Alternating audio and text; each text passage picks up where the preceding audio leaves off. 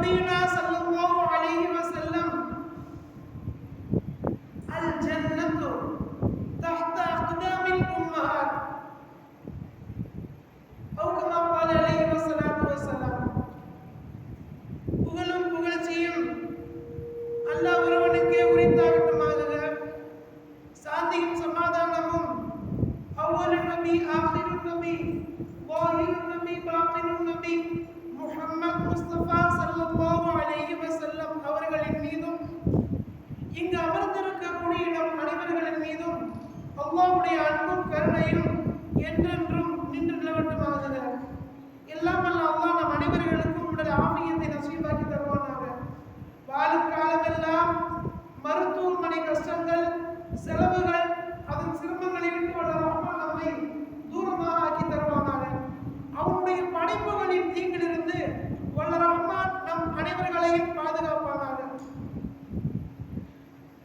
வணக்கம், கடமை என்பதை இரண்டாக பிரிக்கிறார்கள். ஒன்று ஹுக்கூகுல் இபாதா, இன்னொன்று ஹுக்கூகுல்லாஹ். ஒன்று ஹுக்கூகுல்லாஹ், அல்லாஹ்விற்கு செய்ய வேண்டிய கடமைகள். இரண்டாவது ஹுக்கூகுல் இபாதா, அடியார்களுக்கு செய்ய வேண்டிய கடமைகள். இப்படி கடமைகள் இரண்டாக பிரிக்கப்படுகின்றது. நாம் மனிதர்களாக பிறந்திருக்கின்றோம். நாம் செய்ய வேண்டிய கடமை இரண்டு வகையிலே உள்ளது. ஒன்று கலிமா, தொழுகை, நோன்பு, ஸகாத், ஹஜ், தான தர்மங்கள், மற்ற இபாதத்துகள், இவை எல்லாம் ஹுக்கூகுல்லாஹ் அப்படின்னு சொல்லுவாங்க. அப்படின்னா என்ன? அல்லாஹ்விற்கு ஆற்றக்கூடிய கடமைகள். இரண்டாவது சில கடமைகள் இருக்கு, ஹுக்கூகுல் இபாதா, அடியார்களுக்கு மத்தியிலே செய்ய வேண்டிய கடமைகள். ஒரு மனிதன் இன்னொரு மனிதனுக்கு செய்ய வேண்டிய சில கடமைகள் உள்ளது. அதுக்கு தான் ஹுக்கூகுல் இபாதத்துன்னு சொல்லுவாங்க. அதுல ஒரு முக்கியமான ஒரு கடமை, அதில் ஒரு முக்கியமான ஒரு பொறுப்பு, செய்ய வேண்டிய மிகப்பெரிய ஒரு முக்கிய அந்தஸ்தில் இருப்பது பெற்றோர்களுக்கு செய்ய வேண்டிய கடமைகள், அவர்களுக்கு செய்ய வேண்டிய பொறுப்புகள். இதெல்லாம் எதுல வருது? ரசூலுல்லாஹ் சொல்றாங்க, ஹுக்கூகுல் இபாதாவுல வருது. ஒரு மனிதன் அவன் பெற்றெடுத்த பெற்றோருக்கு செய்ய வேண்டிய கடமைகளை செய்யணும்னு சொன்னா அதற்கு மிகப்பெரிய வேதனைகளும் இருக்கு. அந்த பெற்றோர்களுக்கு கண்ணியப்படுத்தி அவங்களுக்கு உண்டான பொறுப்புகளை நிறைவேற்றினவங்களுக்கு பெரிய பெரிய சொர்க்கத்துல மிகப்பெரிய அந்தஸ்துகளும் இருக்கு. திடீரென சொர்க்கத்தில் ஒரு மனிதருக்கு அந்தஸ்து அல்லாஹ் தஆலா உயர்த்தி தருகின்றார். மலக்குமார்கள் கேட்கின்றார், ஏன் அந்த அந்தஸ்து? இத்தனை நாள் வரைக்கும் 7 சொர்க்கத்துல ஏதோ ஒரு சொர்க்கத்துல இருந்தார். இப்ப அவரை அல்லாஹ் தஆலா ஜன்னத்துல் ஃபிர்தௌஸ்ல மாத்தி வச்சுட்டான். திடீரென்று அவர் அந்தஸ்து ஏன் உயர்த்தப்பட்டது? அவர் சொன்னாரு, அவர் பெருமானார் சொன்னாங்க, அவர் பெற்றோர்கள், அதாவது அவருடைய பெற்றோர்களுக்கு செய்த அந்த உதவியை அல்லாஹ் தஆலா கண்ணியப்படுத்தி இருக்கின்றான். அதாவது ஈடு செய்ய முடியாத ஒரு முக்கியமான விஷயம் பெற்றோர்கள் செய்யக்கூடிய கடமைகள் தான். என்ன ஈடு செய்தாலும், அவங்களுக்கு என்ன ஹிதமத் செஞ்சாலும் அதை ஈடு செஞ்சிட முடியாது. பெற்றோர்கள் நமக்கு செஞ்சதையும் நாம பெற்றோர்கள் செய்வதையும் ஈடு செய்ய முடியுமா என்றால் ஈடு செய்ய முடியாது என்கின்றார்கள் உத்தம நபி ஸல்லல்லாஹு அலைஹி வஸல்லம். எங்கெங்கெல்லாம் அல்லாஹ் தஆலா ஷிர்க் வைக்காதீங்க, என்னைய மட்டும்தான் வணங்குங்க, அல்லாஹ் ஒருவனை தான் வணங்கணும், நீங்க வேற யாரும் இணை வைக்க கூடாது, இப்படி எந்தெந்த ஆயத்திலெல்லாம் அல்லாஹ் சொல்றானோ அதுக்கு அடுத்த வார்த்தை இந்த வார்த்தை வந்துரும், வபில் வாலிதைனி இஹ்சானா, பெற்றோர்களுக்கு நீங்கள் உபகாரம் செய்யுங்கள். பெற்றோர்களை நீங்க பார்த்து அவங்களுடைய முகத்தை நீங்கள் சுண்டும்படி, முகம் சுளிக்கும்படி நடந்துடாதீங்க. அல்லாஹ்வை வணங்குங்கன்னு சொல்லிட்டு அதுக்கு அடுத்த வார்த்தை என்ன வந்துருது? அதுக்கு அடுத்த வார்த்தை பெற்றோருக்கு நீங்க உபகாரம் செய்யுங்கள். அதுக்கப்புறம் அல்லாஹ் சொல்றோம், நீங்க சகாத்தை கொடுங்க. முதல்ல அல்லாஹ்வுக்காக கொடுக்கறதா சகாத்து. அல்லாஹ்வுக்கு செய்ய வேண்டிய கடமையை பின்னாடி மாத்திட்டு அல்லாஹ் சொல்றான், நீங்க பெற்றோருக்கு உபகாரம் செய்யுங்க. பெருமானார் ஸல்லல்லாஹு அலைஹி சொல்லி தராங்க, பனி இஸ்ரவேல் காலத்துல 2 மன்னர்கள் இருந்தாங்க. 2 பேருமே 2 பேரை பத்தி சொல்லும் பொழுது ஒருத்தர் பெற்றோரையும் அந்த நாட்டு மக்களையும் கண்ணியப்படுத்துவார். இன்னொருவர் சகோதரர் அண்ணங்காரர் என்ன செய்வாரு? பெற்றோரை விட்டு தூரம் ஆயிட்டாரு, அவருடைய தாய் தந்தையோடு சண்டையிட்டு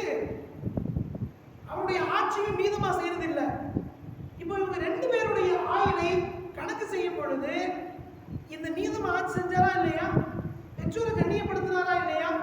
அவருடைய ஆயுள் இன்னொரு 3 நாள்ல முடிவதை போன்று இருக்குது. அந்த அனிதமாக ஆட்சி செய்யக்கூடியவருடைய ஆயுள் 30 ஆண்டுகள் வரைக்கும் இன்னும் அவருக்கு இருக்குது. அப்போ அவங்களுக்கு நபியா அனுப்பப்பட்டவங்க இந்த விளக்கத்தை கொடுத்த உடனே அந்த மக்கள் கேட்கிறாங்க, எங்களுடைய மன்னர் நீதமா ஆட்சி செய்யறாரு, அவருக்கு அல்லாஹ் ஆயுள கம்மியா கொடுத்துட்டான், ஆனா அனிதம் செய்யக்கூடிய அவர் சகோதரருக்கு ஆயுள் நீட்டிக்கப்பட்டுள்ளது, இது எப்படி? எங்களுக்காக அல்லாஹ்ட துவா கேளுங்க, அவங்க ஆயுளை இன்னும் அதிகப்படுத்தி கொடுங்க என்பதா கேட்ட உடனே அந்த நபி சொன்னாங்களா, எப்பொழுதோ இந்த விதி மாற்றி அமைக்கப்பட்டது. இவர் நீதமா ஆட்சி பண்றது அது இன்னொரு விஷயம். இவர் எப்ப பெற்றோரை அவர் உதறி தள்ளிட்டு போயிட்டாரோ அல்லாஹ் அவருடைய வயதை குறைத்து விட்டான். இவர் வயதை அதிகப்படுத்திட்டான், அவங்க வயதை குறைச்சிட்டான். பொதுவா ஒரு தவறு செஞ்சுட்டா அல்லாஹ்வுத்தால தள்ளி போடுவோம். அது அல்லாஹ்வுடைய பழக்கம். நாளைக்கு திருந்திடுவான், நாளை கழிச்சு திருந்திடுவாங்க அப்படின்னு அல்லாஹ்வுத்தால ஒரு பாவம் செய்தார், ஒரு பாவம் செஞ்சார். பாவம் செஞ்சா அல்லாஹ்வுத்தால தௌபா செய்வதற்காக அவருக்கு காலதாமதம் கொடுத்து கொண்டே இருப்பான். அவருக்கு உடனே தண்டனை கொடுத்துறது கிடையாது. அவர் அல்லாஹ்வுத்தால இன்னும் கொஞ்சம் தள்ளி போடுவான். இல்ல நாளைக்கு திருந்திடுவாங்க, நாளைக்கு தௌபா செஞ்சிருவாங்க, என்னுடைய அடியான் நாளைக்கு தன் தவறுகளை பொறுத்து என்ன மன்னிப்பு கேட்டுருவான் என்பதா அல்லாஹ் தள்ளி போடுவது வழக்கம். சில கட்டங்களில் இன்ன பத்ஷ ரப்பிக லஷதீத், அல்லாஹ் புடிச்சான தப்பி தாங்க முடியாது, அவனுடைய புடி ரொம்ப கடுமையா இருக்கும். யாருக்கு கடுமையா இருக்கும்? அல்லாஹ் எப்போ உடனே பிடிப்பான்? பெற்றோர்களுக்கு நோய்வினம் செஞ்சுட்டாங்கன்னா அல்லாஹ் தஆலா இந்த காலதாமதம் செய்வதே கிடையாது, தண்டனை உடனே கிடைக்கும். அவருடைய உயிர் இன்று பிரிவதாக இருந்தால் அவர் பெற்றோருக்கு இன்னைக்கு என்ன செய்யறாரு? அவரு அநீதி செஞ்சுட்டாரு, இன்னைக்கே மௌத்தா போறாரு. மௌத்தா போறதுக்கு முன்னால அந்த பெற்றோருக்கு செஞ்ச அந்த குற்றங்களுக்காக தண்டனையை பார்க்காம அவர் உயிர் பிரியாது இருக்கின்றார்கள் நபிகள் நாயகம் ஸல்லல்லாஹு அலைஹி வஸல்லம். ஜுரைஸ் அப்படின்னு ஒரு மனிதரை பெருமானார் அறிமுகப்படுத்துறாங்க. அவர் பேர் ஜுரைஸ். பனி இஸ்ராயேல் காலத்துல வாழ்ந்த மிகப்பெரிய ஆபீத் என்று சொல்லப்படுகின்றது, ஒரு மிகப்பெரிய அறிஞர். அப்போ உள்ள மக்கள்லயே கலிமா சொல்லி முஸ்லீம் ஆகி ஒரு சில கூட்டங்களை சேர்த்து வாழ்ந்தவர் தான் ஜுரைஸ். அவர் தொழுது கொண்டிருக்கின்றார். ரசூலுல்லாஹ் காலத்துக்கு முன்னாடி உள்ள நிகழ்வை பெருமானார் சஹாபாக்களுக்கு பாடம் நடத்துகின்றார்கள். புகாரி ஷரீஃப்ல இமாம் புகாரி இதை 4 இடங்களில் பதிவு செய்கின்றார்கள். அதுல சொல்றாங்க, அவர் தொழுது கொண்டிருந்தார். ஜுரைஜினுடைய தாயார் ஜுரைஜை அழைத்தார்கள். முதல் தடவை அழைத்தார்கள், ஜுரைஜ் வரவில்லை. இரண்டாவது தடவை அழைத்தார்கள், ஜுரைஜ் வரவில்லை. ரசூலுல்லாஹ் சொல்றாங்க, எங்க உம்மா உயிரோட இருந்து, என்னுடைய தாயார் ஹயாத்தாக இருந்து, நான் தொழுதுகிட்டு இருக்கும் போது, நான் இஷா தொழுகை தொழுது கொண்டிருக்கும் போது என்னை அழைத்தாலும் நான் தொழுகை விட்டுட்டு போகணும்னாங்க நபிகள் நாயகம் ஸல்லல்லாஹு அலைஹி வஸல்லம். ரசூலுல்லாஹ் சொல்றாங்க, எந்த காலகட்டத்திலையும் கால் வலி கால் வீக்கம் அப்படி ரசூலுல்லாஹ் உட்கார்ந்துறது கிடையாது. ரசூலுல்லாஹ்வுடைய அப்ப இருக்கக்கூடிய உடல் வாகு வேறு. பெருமானார் முன்பின் பாவங்கள் மன்னிக்கப்பட்ட ஃபாத்திமா நபி ஸல்லல்லாஹு அலைஹி வஸல்லம் ஒற்றை கால் நின்று தொழக்கூடியவங்க, அல்லாஹ்வின் மீது அலாதி பிரியம் கொண்டவர்கள். அவர்கள் சொன்ன வார்த்தை, நான் என் அல்லாஹ்வோடு பேசிக் கொண்டிருக்கும் பொழுது, நான் என் ரப்பை கண்ணால் கண்டு கொண்டிருக்கும் பொழுது, நான் இஷா தொழுகையில் நின்றாலும் என் தாய் ஹயாத்தாக இருந்து என்னை அழைத்தால் தொழுகையை விட்டுட்டு போவங்கிறாங்க நபி ஸல்லல்லாஹு அலைஹி வஸல்லம். அப்ப ஜுரைஜ் அழைத்தார், ஜுரைஜுடைய தாயார் அழைத்தார்கள். ஜுரைஜ் அவங்க போகல, தொழுகையை முடிச்சுட்டே நின்னாங்க. தாயார் ஒரு பதுவா மாதிரி ஒரு விஷயத்தை பண்ணிட்டாங்க. பதுவா செய்யல, பதுவா மாதிரி ஒரு விஷயத்தை செஞ்சுட்டாங்க. என்ன செஞ்சுட்டாங்கன்னா, தவறான பெண்மணியின் முகத்தை பார்க்காமல் நீ மௌத்தா போக மாட்ட அப்படிங்கிற ஒரு வார்த்தையை ஜுரைஜினுடைய தாயார் செஞ்சுட்டாங்க. அவருடைய கடைசி கட்டத்துல ஒரு பெண்மணி குழந்தையோடு வருகின்றது. இந்த குழந்தையின் தகப்பனார் ஜுரைஜ் என்கின்றது. அவர்கள் அல்லாஹ்விற்கு பயந்த தக்வா கொண்டவர்கள். மக்கள் எல்லாம் பேசுகிறார், அவரை கைது செய்கின்றார்கள். நீதிபதிக்கு முன்னால், மன்னருக்கு முன்னால் அவரை நிறுத்தப்படுகின்றது. இந்த பெண் சம்பந்தமாக அவரை விவாதிக்கப்படுகின்றது. ஜுரைஜ் சொன்னார்கள், நான் இந்த குழந்தை என் மூலமாக பிறந்தது அல்ல என்று மறுக்கிறார்கள். அப்போ அல்லாஹ் தஆலா குழந்தை, அதாவது கை குழந்தையா இருக்கும்போது பேசின அந்த குழந்தைகள்ல இந்த குழந்தையை அடங்கும். மொத்தம் 4-5 வகையான குழந்தைகள் பிள்ளைய தொட்டில இருக்கும் போதே பேசுச்சு. ஈசா நபி ஒருத்தவங்க, இன்னும் சில குழந்தைங்க இருக்கிறாங்க. நான் சொல்ல வருவது, இவங்க மேல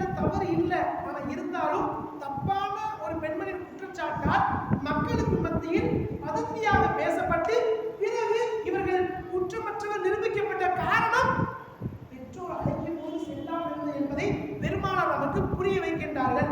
ஆக ஒரு ஆகச்சிறந்த ஒரு நல்ல விஷயமும் ஒரு ஆகச்சிறந்த பெரும்பாவங்கள்ல உள்ளதும் இந்த பெற்றோரை மதிக்காமல் இருப்பதும் பெற்றோருக்கு நன்மைகள் செய்வதும். யார் ஒருத்தர் பெற்றோரை கண்ணியப்படுத்துறாங்களோ அவங்களுடைய கடைசி காலத்துல அவங்களுடைய படுக்கையில அவங்களுடைய கடைசி காலத்தை கண்ணியப்படுத்துறாங்களோ அவங்களுடைய சொர்க்கம் என்பது அந்த அந்தஸ்து என்பது அதை வெளிமதிப்பற்றது. யார் கண்டிடாத சொர்க்கம். அதே சமயத்துல அவர்களை புறந்தள்ளியவர்கள், அவர்களை மறந்தவர்கள், அவர்களை திட்டியவர்கள் 7 நபர்களுக்கு அல்லாஹ் சாபம் பெற்றான்னு ஹதீஸ்ல வருது. 7 நபர்களுக்கு அல்லாஹ் தஆலா அர்ஷ்ல இருந்துட்டு சாபம் விடுவான் என்பதாக நபிகள் நாயகம் சொல்லி தராங்க. 7 நபர்கள். அதுல ஒரு நபர் பெற்றோரை ஒரு வார்த்தை சொல்லியவர். கெட்ட வார்த்தைன்னு ஒண்ணும் இல்ல, தவறான வார்த்தைன்னு ஒண்ணும் இல்ல, தடித்த வார்த்தைகள் அல்ல. அவர் சொன்ன வார்த்தை லா என்று சொன்னது. பெற்றோர்கள் அழைக்கும் போது மாட்டேன் வரமாட்டேன் என்று சொன்ன வார்த்தையை அல்லாஹ்விடம் பெரிய வார்த்தை என்கின்றார்கள். நீ சொன்ன வார்த்தை அது தடித்த வார்த்தை. இங்க இருக்கக்கூடிய மற்ற வார்த்தைகளை விட நான் வரமாட்டேன்னு சொன்ன வார்த்தை அல்லாஹ்ட்ட பெரிய வார்த்தை.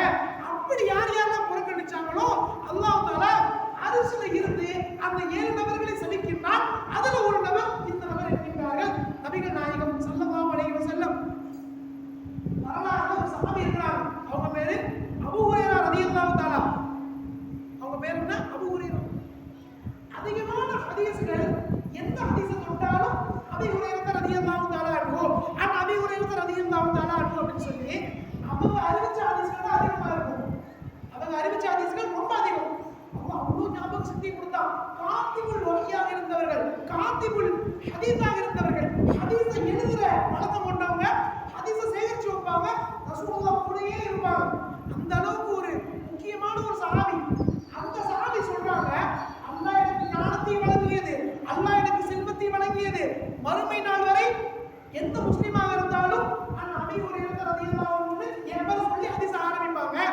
அல்லாஹ் ஏன் எனக்கு இந்த சிறப்பை கொடுத்தான், அல்லாஹ் ஏன் என்னை கண்ணியப்படுத்தினா, எனக்கு பிடித்த ஞானம் கிடைத்தது நான் சொல்கின்றேன். நான் என்ன செய்ய மாட்டேன், 6 விஷயங்களை நான் எப்போதுமே ரொம்ப எச்சரிக்கையோடு இருப்பேன், அது ரொம்ப தெளிவா இருப்பேன். முதலாவது விஷயத்தை அவங்க சொல்றாங்க, தந்தைக்கு முன்னால் நடக்க மாட்டேன். எங்க வாப்பா போறாங்கன்னா எங்க வாப்பாவுக்கு முன்னால் நடக்க மாட்டேன்.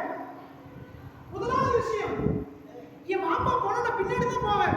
இரவாக இருந்தால் என்னுடைய தந்தைக்கு முன்னால் பாதுகாவலாக செல்வேன், பகலாக இருந்தால் என் தந்தைக்கு பின்னால் நடப்பேன், அவர்களை கண்ணியத்தோடு பார்க்கிறேன். இரண்டாவது சொல்கின்றார்கள், என் தந்தைக்கு முன்னால் நான் அமர மாட்டேன். எங்க வாப்பா உட்கார்ந்துருக்காங்கன்னா அவங்களுக்கு முன்னால் அமர மாட்டேன். அவங்க எந்திரிச்சு போனதுக்கு அப்புறம் அவங்க வந்தா அவங்க வருவதற்காக நான் எழுந்து கொடுப்பேன், என் இருக்கையை கொடுப்பேன். யார் கூறுகிறார்? ரசூலுல்லாஹ்வோடு ஒட்டி வாழ்ந்த சஹாபி. அவங்க சொல்றாங்க, நான் இந்த 6 விஷயங்களை பின்பற்றினேன், அல்லாஹ் எனக்கு கண்ணியப்படுத்தினான், அல்லாஹ் எனக்கு எந்த குறையும் வைக்கவே இல்லை. கடைசி காலகட்டம் வரைக்கும் கண்ணியமாக வாழ்ந்தார்கள் அந்த சஹாபி. மூன்றாவதாக சொல்கின்றார்கள், என்னுடைய தந்தை தாய் பிரியப்பட்டால் அந்த உணவு நான் அவர்களுக்கு விட்டு கொடுத்துருவேன். அவர்களுக்கு பிடிச்ச உணவாக இருந்தால் அவர்களுக்கு நான் அதை விட்டு கொடுப்பேன் என்கின்றார். அடுத்தவர் சொல்கின்றார், என்னுடைய பெற்றோர்களை நான் ஓரக்கண்ணால் பார்க்க மாட்டேன். சில பிடிக்காத விஷயம், வெறுக்கக்கூடிய விஷயங்களை தான் ஓரக்கண்ணால பார்ப்போம். அவங்க சொல்றாங்க, என் பெற்றோர்களை நான் ஓரக்கண்ணால் பார்க்க மாட்டேன், அவர்களை எப்போதும் தலை குனிந்து பார்ப்பேன். அதனால் அல்லாஹ் என்னை கண்ணியப்படுத்தினான். அடுத்தவர்கள் கூறுகிறார்கள், இரவு தூங்கும் போது அவர்கள் தூங்கிய பின்னால் நான் தூங்குவேன். அவங்களுக்கு ஏதாவது தேவை இருந்தால் எடுத்து கொடுக்கணும், அவங்களுக்கு மருத்துவ தேவை, மருந்து மாத்திரை இருந்தால் அவங்களுக்கு பணிவிடை செய்யணும். அந்த சஹாபி சொல்கின்றார், நான் ஹதீஸ்களை எழுதுவேன், நான் வஹ்யை எழுதுவேன், ரசூலுல்லாஹ்வுக்கு பணி செய்வேன், என் தந்தைக்கு நான் பணி செய்வேன். அதனால் அல்லாஹ் என்னை கண்ணியப்படுத்தினான். அதிகமான ஹதீஸ்களை மனப்பாடம் செய்யும் ஆற்றலை அல்லாஹ் எனக்கு கொடுத்தான் என்கின்றார்கள் அபீ ஹுரைரா ரலியல்லாஹு தஆலா அன்ஹு. கடைசியாக சொன்னார்கள், எந்த காலகட்டத்திலும் என் தந்தைக்கு முன்னால் நான் சத்தத்தை உயர்த்த மாட்டேன்.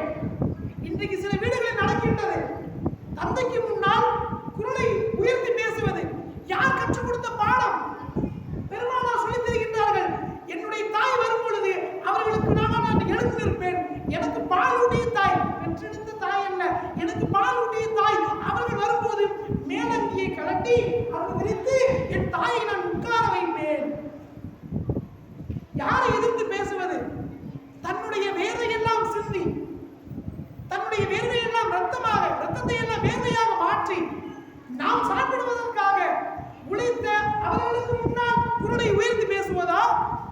தந்தைக்கு முன்னால் குரலை உயர்த்தி பேசுவதா வேண்டாம் என்கின்றார்கள் அபூ ஹுரைரா ரலியல்லாஹு தஆலா அன்ஹு.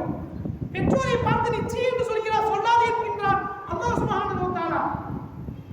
எத்தனை ஆண்டுகள், 20 ஆண்டுகள், 25 ஆண்டுகள் மனைவியை பிரிந்து பிள்ளைகளை பிரிந்து ஏதோ ஒரு நாட்டில் வேலை செய்கின்றார், ஏதோ ஒரு நாளுக்கு நாள் அறையில தண்ணி கொள்கின்றார், அங்கிருந்து பணம் அனுப்புகின்றார், நீ உணவருந்த வேண்டும் என்பதற்காக. அங்கிருந்து பணம் அனுப்புகின்றார்கள் உன்னுடைய பள்ளி கட்டணத்தை செலுத்துவதற்காக. அவர்களுக்கு முன்னால் குரலை உயர்த்தி பேசுவதா, அவர்களுக்கு முன்னால் அமர்வதா? அபூ ஹுரைரா சொல்கின்றார்கள், என் தந்தைக்கு முன்னால் நான் குரலை உயர்த்தவில்லை, அல்லாஹ் என் கண்ணியத்தை உயர்த்தி இருக்கின்றார் என்கின்றார்கள் அபூ ஹுரைரா ரலியல்லாஹு தஆலா. ஒரு ஹதீஸ்ல வருது, வயதான பெற்றோர்கள் நெற்றியிலே முத்தமிடுவது, பெற்றோர்களுடைய நெற்றியிலே முத்தமிடுவதை எந்த ஒரு மகன் பழக்கமாக்கி கொண்டானோ சொர்க்கத்திற்கும் நரகத்திற்கும் அவர் நெற்றியிலே முத்தமிட்டது திரையாக அமையும் என்கின்றார்கள் காத்தமுன் நபியின் ஸல்லல்லாஹு அலைஹி வஸல்லம். ஒரு சஹாபி கூறுகின்றார்கள், நான் என் வருமானத்தை 5ஆக பிரிப்பேன். என்னுடைய வருமானத்தை நபியும் அதைத்தான் சொல்லித் தருகின்றார்கள். பெருமானார் கற்றுக் கொடுத்த முறை என்ன தெரியுமா? எனக்கு வரக்கூடிய அந்த திர்கம், அந்த வருமானத்தை நான் 5 பங்காக பிரிப்பேன்.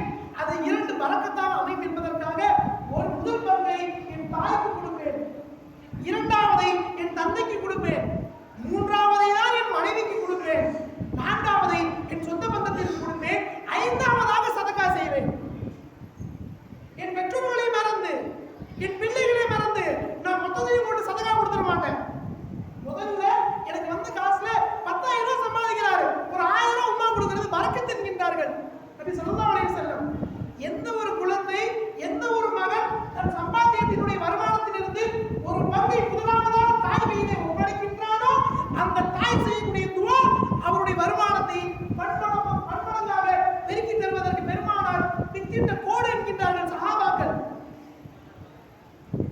58 வருடங்கள் கழித்தும் கூட, 58 ஆண்டுகள் கழித்தும் கூட ஆமினா அம்மா இறந்த அந்த கபருக்கு பெருமானார் செல்லும் போதெல்லாம், அபூவிற்கு செல்லும் போதெல்லாம் நான் அழுவேன் என்கின்றார். அபூங்கிற இடத்துல தான் ரசூலுல்லாஹ்வுடைய தாயார் அடக்கம் பண்ண இடம், ரசூலுல்லாஹ்வுடைய உம்மாவை அடக்கம் பண்ண இடம் அபூவா. அங்க எங்கெல்லாம் எப்பெல்லாம் ரசூலுல்லாஹ் போவாங்களோ அப்பெல்லாம் பெருமானார் அழுவாங்க.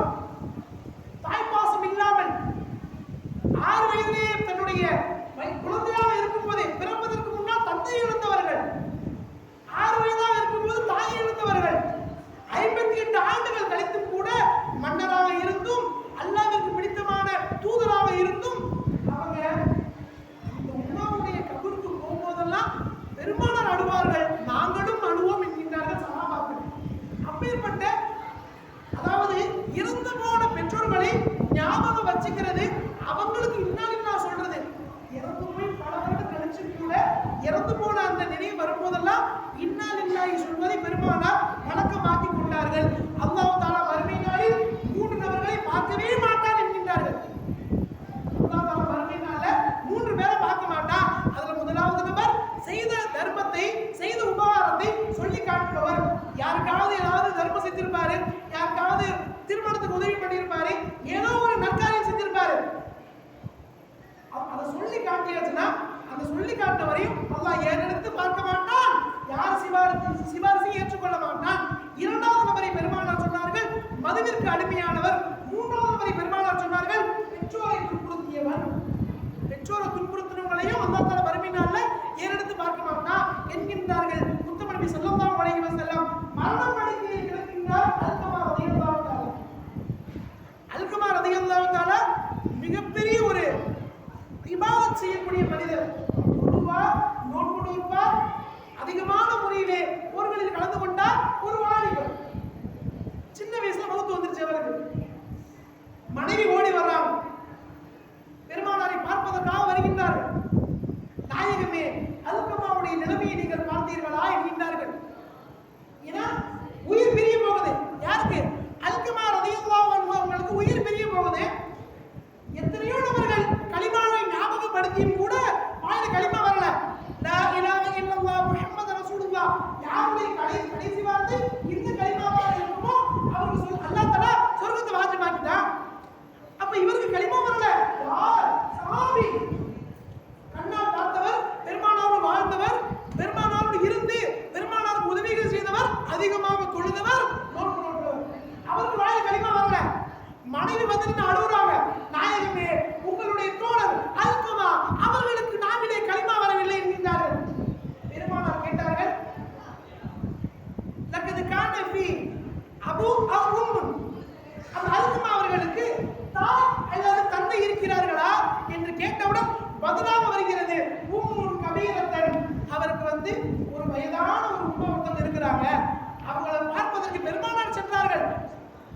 கேட்கிறாங்க, உங்களுடைய மஹாலி இப்னிக்க மஹகி, உங்களுடைய மகனுடைய நிலைமையை நீங்க சொல்லுங்க, எப்படி நடந்துகிட்டாரு அப்படின்னு பெருமானார் அந்த உம்மாட்ட கேட்கிறாங்க.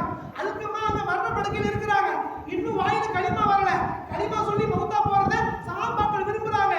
அந்த அல்கமாவுடைய மனைவி விரும்புகிறார்கள், களிமாவோடு மௌத்தா போனா அல்லாஹ் சொர்க்கத்தை வாஜிபாக்கிறான். இப்பேற்பட்ட சூழல், இந்த சூழல்ல உங்க மகனை பத்தி கேட்கிறேன், எப்படி நடந்து கொண்டார் உங்களோடு? அவங்க சொன்னாங்க, அல்கமா கான ஸாயிமன் வ காயிமன், அதிகமா நோன்பு பிடிப்பாரு, அதிகமா தொழுவாரு, ஆனா அவருடைய மனைவியை எனக்கு மேலாக நடத்திட்டாங்க. எனக்கு வரக்கூடிய அந்த அவர் தரக்கூடிய பரக்கத்தான காசுகள் கொஞ்சம் நின்றுச்சு, அதனால் அவர் மேல கொஞ்சம் வருத்தமா இருக்கு, அவரை மன்னிக்கிறதுக்கு மனசு வரல. பிலால் ரலியல்லாஹு தஆலா அவங்களை கூப்பிட்டாங்க. பிலால் அவங்கள இங்க இருக்கக்கூடிய விறகு ஃபுல்லா சேகரிச்சு எடுத்துட்டு வாங்க, நான் அல்கமா அவர்களை எரிக்க போகிறேன் என்கின்றார்கள். பதறி போன தாய் கேட்கின்றார்கள், நாயகமே, என்னுடைய மகன் இந்த விறகு கட்டையால் எரிந்து மௌத்தா போறத விரும்பல, நான் என்ன செய்யணும், மன்னியுங்கள் என்கின்றார்கள். உங்களுடைய மகனை மன்னிங்க. இங்க தொழுதாரு, நோன்பு வச்சாரு, அல்லாஹ்விற்கு முன்னால அவர் ஒன்றுமே இல்லாம போயிடும். நீங்கள் மன்னிக்காத வரை அவர் செய்த தான தர்மங்கள், அவர் தொழுத தொழுகைகள், இவை எல்லாம் ஒண்ணுமே இல்லாம போயிடும். அங்க போய் நரகத்துல எரிய போறாரு, அதற்காக நான் இங்கே எரிய போகிறேன் என்று சொன்னவுடன் அந்த தாய் சொன்னார்கள், என் மகனை அல்லாஹ்வுக்காக நான் மன்னித்து விட்டேன். அதற்கு பின்னால் வாயிலே லா இலாஹா இல்லல்லாஹ் கலிமா சொன்னார், உயிர் பிரிந்தது ஹதீஸ். நாம் தெரிந்து கொள்ள வேண்டிய செய்தி, பெற்றோருடைய மனம் புண்படும்படி நடந்து கொண்டு எத்தனை தொழுகைகள் தொழுதாலும், எத்தனை இபாதத்துகள் செய்தாலும், எந்த உயர்ந்த அந்தஸ்திலே அடைந்தாலும் அல்லாஹ் தஆலாவிற்கு முன்னால் அவர் ஒன்றுமே இல்லை. இவையெல்லாம் ஆதாரங்கள், இதெல்லாம் தெரிந்து வைத்துக் கொள்ள வேண்டும். இறந்து போன பெற்றோர்களுக்கு செய்ய வேண்டிய கடமைகளும் உள்ளது, உயிரோடு இருக்கும் போது அவர்களுக்கு செய்ய வேண்டிய கடமைகளும் உள்ளது. ஒரு சஹாபி கேட்கிறார், நாயகமே, என்னுடைய பெற்றோர் எனக்கு அநியாயம் செய்கிறார்கள், என்னுடைய பெற்றோருக்கு நான் எந்த அளவிற்கு மரியாதை கொடுக்க வேண்டும்? பெருமானார் சொன்னார்கள், மூன்று முறை சொன்னார்கள், உன் பெற்றோர் உனக்கு அநியாயம் செய்தாலும் சரியே, அநியாயம் செய்தாலும் சரியே, அநியாயம் செய்தாலும் சரியே, நீ அவர்களுக்கு நீதமாக நடக்க வேண்டும். ரசூலுல்லாஹ்வுடைய மனைவியில ஒருத்தவங்க, ரசூலுல்லாஹ்வுடைய மனைவி முஸ்லிம் ஆயிட்டாங்க, அவங்களுடைய பெற்றோர் இன்னும் முஸ்லிம் ஆகல. அப்போ ரசூலுல்லாஹ் உள்ள வரும் பொழுது அவங்க பெற்றோர் அமர இருந்த அந்த விரிப்பை அந்த மனைவி உருவிட்டாங்க, எடுத்துட்டாங்க. இது ரசூலுல்லாஹ் தொழுகக்கூடியது அப்படி எடுத்துட்டாங்க. அவங்க வேறு மதத்துல உள்ளவங்க. பெருமானார் சொன்னார்கள், அவர்களோடு நீ நல்லது நடந்து கொள்ள வேண்டும். என்ன பழக்கம் இது? அவங்க மாற்று மதமாக இருந்தாலும் கூட கண்ணியப்படுத்தி என்கின்றார்கள் தன் மனைவியிடம். என்னைக்கு உம்மா வாயிலிருந்து நீ அல்லாஹ் வணங்காத என்பதாக வார்த்தை வருதோ, அது அந்த அளவு வரைக்கும் பெற்றோர்களுக்கு நம்ம இல்லை என்பதோ, மாட்டேன் என்பதோ, முடியாது என்பதோ சொல்லக்கூடாது என்கின்றார்கள். நபி ஸல்லல்லாஹு அலைஹி வஸல்லம் தாயும் தந்தையும் தான் உனக்கு சொர்க்கம் என்கின்றார்கள். ஆக நாம் தெரிந்து கொள்ள வேண்டிய ஒரு முக்கியமான செய்தி என்னவென்று சொன்னால், பெற்றோர்கள் தான் நம்முடைய சொர்க்கமும் நரகமும். அவர்களுக்கு செய்ய வேண்டிய கடமைகளை பெருமானார் சொன்னார்கள். உன்னுடைய பெற்றோர்கள் உயிரோடு இருக்கிறார்களா, அவர்களை எதிர்த்து பேச வேண்டாம், கண்ணியப்படுத்தி அவர்களுக்கு செவி சாய்க்க வேண்டும். அவர்கள் என்ன சொன்னாலும் அது கட்டுப்பட வேண்டும். இதையெல்லாம் பெருமானார் கற்றுத்தருகின்றார்கள். அதோடு பெருமானார் சொன்னார்கள், இறந்து விட்டார்களா என்றனா என்ற கையில காசு இல்ல, அந்த சமயத்துல வந்து என் பெற்றோர் சரியா பார்த்துக்க முடியல, இப்ப என் பெற்றோர் உயிரோட இல்ல, இப்ப நான் என்ன செய்யறது? இப்ப இந்த காசு பணம் இருக்குது, இப்ப இது எல்லாமே இருக்குது, இப்ப நான் என்ன செய்யறது? பெருமானார் சொன்னார்கள், இஸ்துக்ஃபிர், அவங்களுக்காக நீ பாவ மன்னிப்பு கேள். ஒவ்வொரு தொழுகையிலும் மரணித்து விட்டு அந்த பெற்றோர்களுக்காக அல்லாஹ்விடம் துஆ கேளுங்க. இரண்டாவது பெருமானார் சொன்னார்கள், அவங்க கொடுத்த வசியத், அவங்க என்னென்ன பொறுப்புலாம் சொல்லிட்டு மௌத்தா போனாங்களோ அந்த பொறுப்பு நிறைவேற்றுங்க, அந்த வாக்குறுதியை நிறைவேற்றுங்க. அவங்க என்னென்ன சொல்லிட்டு மௌத்தா போனாங்களோ அந்த எல்லா விஷயங்களையும் அவங்களுக்காக நீ செஞ்சு கொடுங்க. மூன்றாவதாக பெருமானார் சொன்னார்கள், உங்களுடைய பெற்றோருடைய நண்பர்கள் வீட்டுக்கு வந்தாங்க, அவங்கள வழியில பாக்குறீங்கன்னா அவங்களை கண்ணியப்படுத்துங்க, அவங்களோடு பேசுங்கள். அடுத்து பெருமானார் சொன்னார்கள், உறவுகளை மதியுங்கள். உங்கள் பெற்றோருடைய சகோதரன், உங்கள் பெற்றோருடைய சகோதரி, அவங்களோடு ஒன்றாக பிறந்தவர்கள், அவங்களுக்குள்ள கண்ணியப்படுத்துங்க. இதையெல்லாம் சொல்லிட்டு கடைசி பெருமானார் சொன்னார்கள், அவர்களுக்காக சதக்கா செய்யுங்கள் என்றார்கள். ஒரு சஹாபி சஅத் இப்னு உபாதா ரலியல்லாஹு தஆலா அவங்க பேரு, அவங்க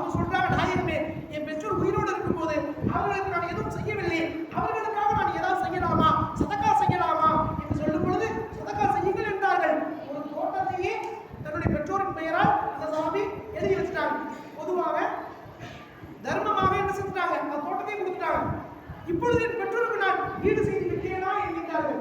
என் பெற்றோருக்கு நான் ஈடு செய்து விட்டேனா இல்லை என்கிறார் நபி ஸல்லல்லாஹு அலைஹி வஸல்லம். நீங்கள் தோட்டத்தை என்ன உங்களையே அடிமையாக எழுதி கொடுத்தாலும் உங்கள் பெற்றோருக்கு நீங்கள் ஈடு செய்ய முடியாது. ஒரு சஹாபி கலீஃபா உமர்ட்ட வர்றாங்க. அவங்க சொல்றாங்க, கலீஃபா அவர்களே, என்னுடைய பெற்றோரை இப்ப நடக்க முடியல, அவங்க நான் தான் தூக்கி பராமரிக்கிறேன். என்னுடைய பெற்றோருக்கு நடக்க முடியல, நான் தான் அவங்களை தூக்கி என்ன செய்யறேன், பராமரிக்கிறேன். அவங்களை எப்பவுமே நான் தான் தூக்கிட்டு வரேன், தூக்கிட்டு போறேன். இப்போ சிறு வயதாக இருந்தபோது அவர்கள் என்னை பார்த்து கொண்டதற்கும் நான் இப்போது பார்த்து கொண்டேன் அல்லவா, இது சமமாகி விட்டதா என்கின்றார்கள். சின்ன பிள்ளையா இருக்கும் போது என்னை தூக்கிட்டு கடைக்கு போவாங்க, என்னை தூக்கிட்டு தான் நடப்பாங்க. இப்ப நான் அவங்களை தூக்கிட்டு போறேன், சமமாகி விடுமா என்கின்றார்கள் அந்த சஹாபி. கலீஃபா உமர் சொன்னார்கள், சமமாக அவங்க உங்களை தூக்கும் பொழுது என் பிள்ளை நல்லா இருக்கணும், பல 100 ஆண்டுகள் இருக்கணும், அவங்க பெரிய பெரிய இடத்துக்கு போகணும் என்பதாக நினைத்து நினைத்து உங்களை தூக்கினார்கள், உங்களை உருவாக்கினார்கள், உங்களை வளர்த்தார்கள். ஆனா நீங்க என்ன தெரியுமா நினைக்கிறீங்க, நாளைக்கு மௌத்தா போயிடுவாங்க, நாளைக்கு இறந்து போயிடுவாங்க, இன்னும் கொஞ்ச காலம் தான் என்பதாக அவங்க மௌத்தா போயிடுவாங்க நினைச்சு நீங்க பார்க்கிறீங்க. பார்க்கக்கூடிய பார்வையை கணக்கிட்டு பார்க்கும் பொழுது நீங்கள் செய்ததும் அவர்கள் செய்ததும் அது ஈடாகாது என்கின்றார்கள் உமர் ரலியல்லாஹு தஆலா அன்ஹு. ஆக பெற்றோர்கள் செய்ய வேண்டிய கடமைகள் அது அவை நிறைய உள்ளது. அவர்கள் செய்ய வேண்டிய கடமைகள் குறை வைத்தால் செய்யக்கூடிய இபாதத்துகள் அல்லாஹ்விற்கு முன்னால் அது சமமாகாது, அல்லாஹ்விற்கு முன்னால் அது எடுத்துக்கொள்ளப்படாது. ஆகவே இருக்கக்கூடிய பெற்றோர்களை கண்ணியமாக பார்த்துக் கொள்ள வேண்டும். பெருமானார் சொன்ன அந்த ஹதீஸ் அடிப்படையில் அவர்கள் நமக்கு அநியாயம் செய்தாலும் நமக்கு அவர்கள் அநியாயம் செய்தாலும் நாம் அவர்களுக்கு நீதமாக தான் நடக்க வேண்டும். இந்த ஹதீஸை நம் மனதில் ஆழமாக பதிந்து வைத்துக் கொள்ள வேண்டும். எல்லாம் இல்ல அல்லாஹ் தஆலா நம்முடைய பெற்றோர்களை கண்ணியப்படுத்துவானாக. எல்லாம் இல்ல அல்லாஹ் அவர்களுக்கு உபகாரம் செய்யக்கூடிய நல்ல குழந்தைகளாக அல்லாஹ் நம்மை ஆக்கி அருள் புரிவானாக. நீண்ட நாட்கள் உடல் ஆரோக்கியத்தோடு மன நிம்மதியோடு அல்லாஹ்வை நின்று தரிசித்து வாழும் பாக்கியத்தை வல்ல ரஹ்மான் தந்தருள் புரிவானாக.